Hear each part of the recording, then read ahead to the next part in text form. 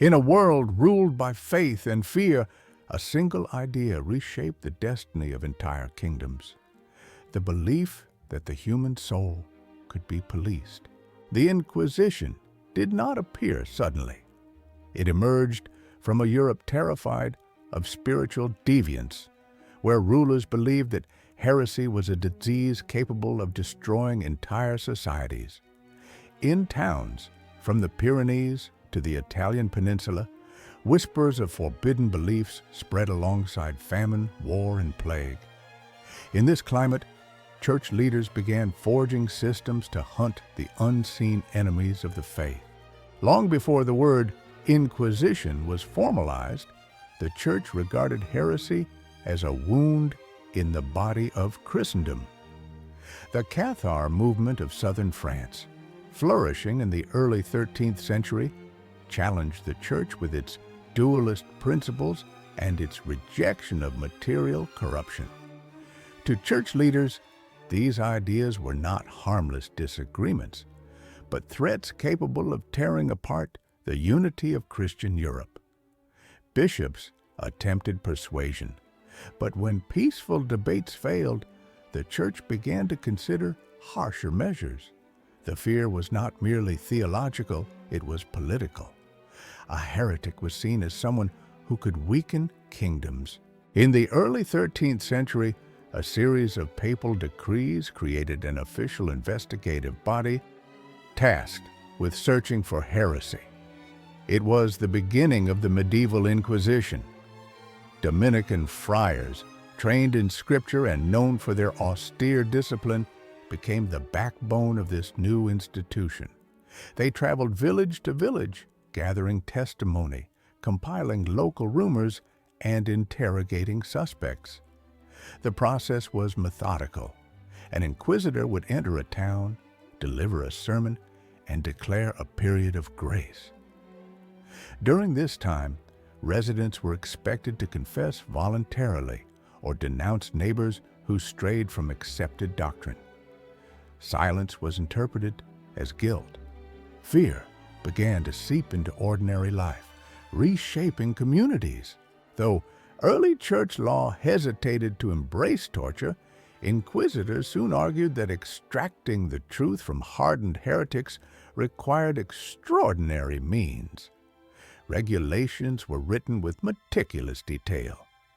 Torture could not cause permanent harm, could not spill blood, and could only be applied once. But these rules were vague enough to allow wide interpretation. A suspect might be bound, suspended, or subjected to crushing weights. The chamber was dim, its air heavy with incense meant to sanctify the proceedings. The accused often confessed simply at the sight of the instruments. For many, the choice was not between truth and lies, but between pain and survival. Punishment was not always execution. In fact, execution was considered a last resort. Far more common were public penances designed to shame, humiliate, and break the will of the accused. A condemned heretic might be forced to walk barefoot through the streets, wearing a sackcloth robe marked with crosses, watched by neighbors who once exchanged greetings at the market. These rituals reinforced the authority of the Inquisition. They taught communities that the price of deviance was not only suffering, but public ruin. The spectacle became a tool as effective as any instrument of pain. One of the most distinctive features of the Inquisition was its obsession with record-keeping. Every accusation, every whispered rumor, every confession was carefully written down. These records, stored in monasteries and ecclesiastical archives, outlived both victims and inquisitors. A single mention of suspicious behavior could follow a family for generations. The written word became a weapon, long-lasting and often irreversible. If a mother was once accused, her children might live under permanent suspicion. As the medieval Inquisition grew, So did the power of the papacy. Popes used inquisitors as extensions of their authority, bypassing local nobles and bishops. In many regions, the presence of an inquisitor overshadowed that of the king. The political consequences were enormous. In places like northern Italy, inquisitorial courts became entangled with rival city factions. Some leaders welcomed them as tools to eliminate enemies. Others saw them as a threat to civic independence. Everywhere they appeared, they reshaped the balance of power. By the late medieval era, inquisitorial systems had become deeply rooted in European consciousness. The idea that faith must be protected by force had taken firm hold. When the crowns of Castile and Aragon united under Ferdinand and Isabella, they inherited this legacy. But in Spain, the Inquisition would not merely investigate heresy, it would be transformed into a central pillar of royal power.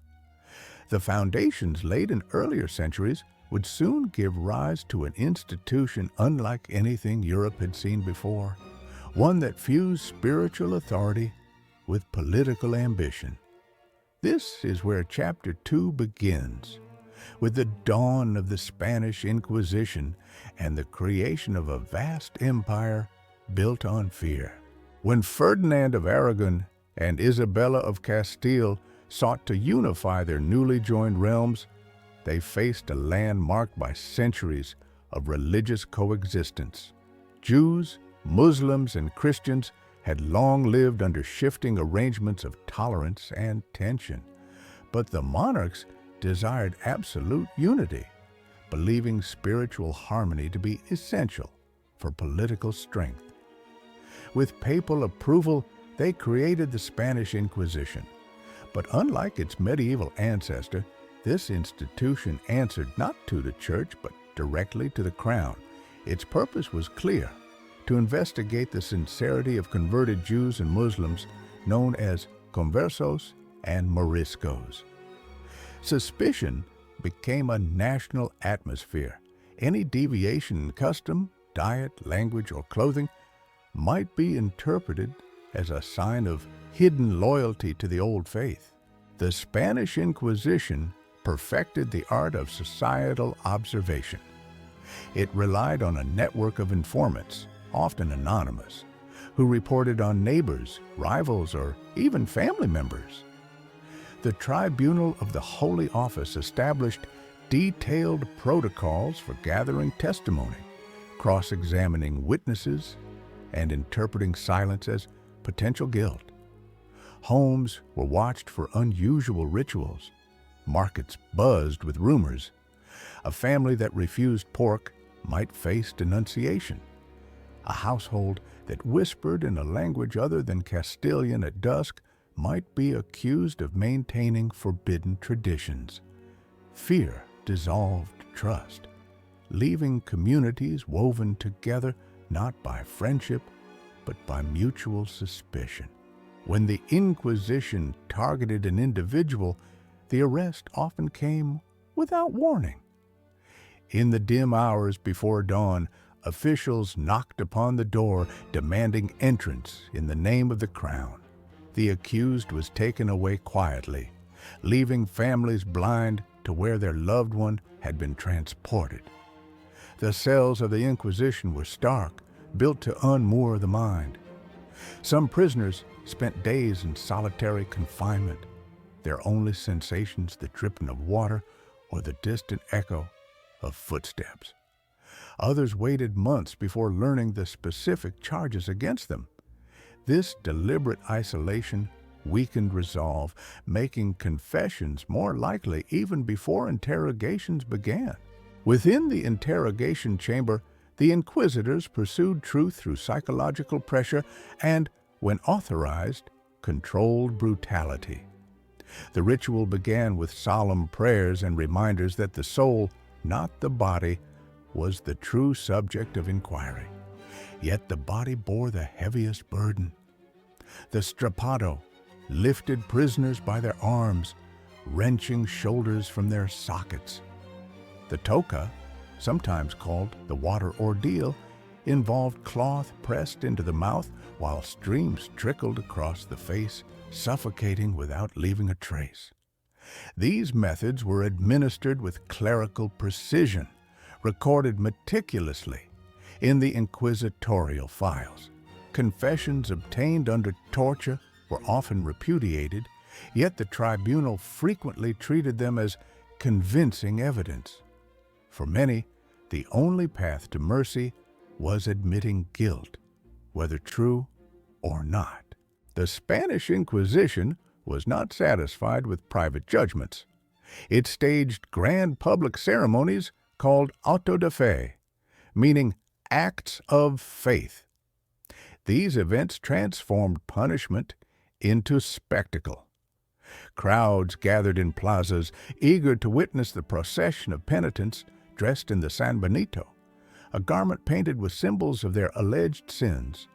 Sentences were read aloud.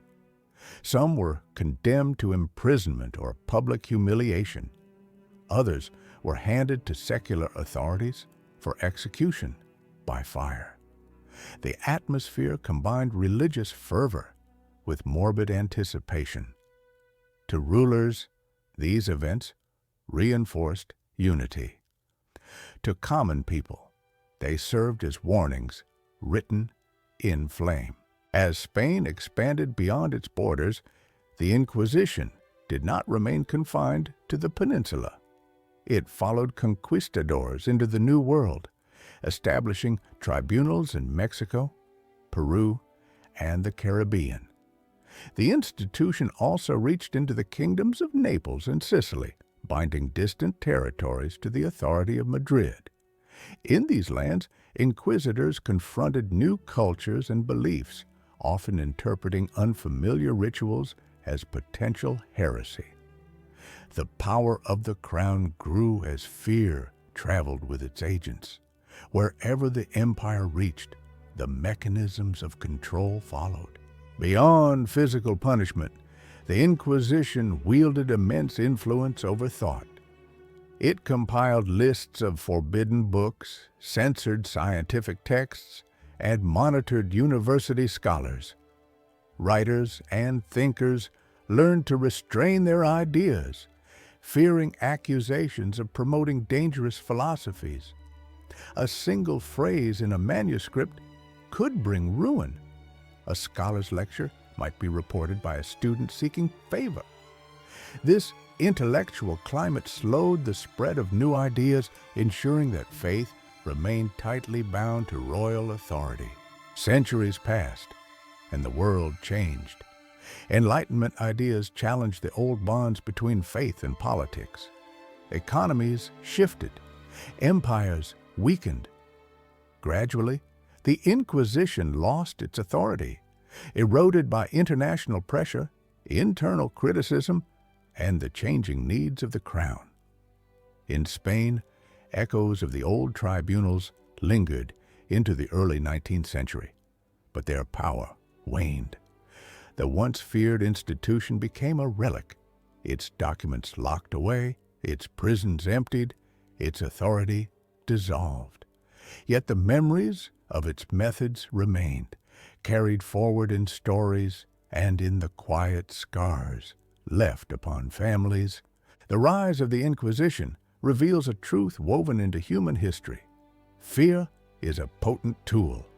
It can bind societies together, justify cruelty, and shape empires.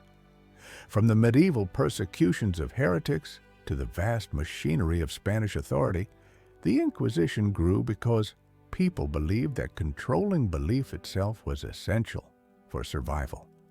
Its legacy reminds us that institutions built on fear rarely vanish entirely.